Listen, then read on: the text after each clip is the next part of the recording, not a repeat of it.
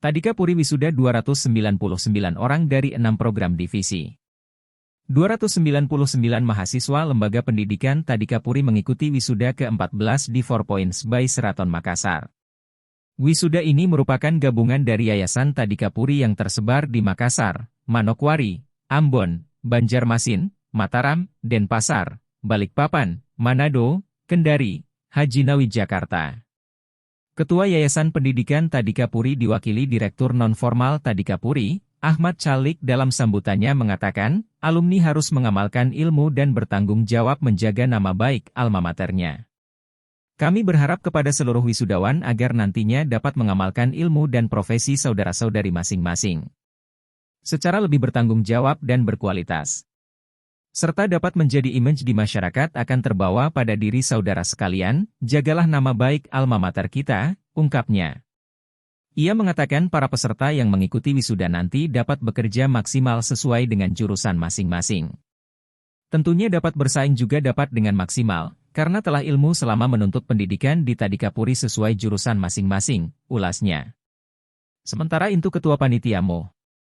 Sukri mengatakan wisuda kali ini berasal dari 6 program divisi, masing-masing staf airline sebanyak 234 orang, pramugara dan pramugari 18 orang, cruise line dan hotel 22 peserta, internet digital marketing 21 orang dan lembaga pendidikan guru TK 3 orang.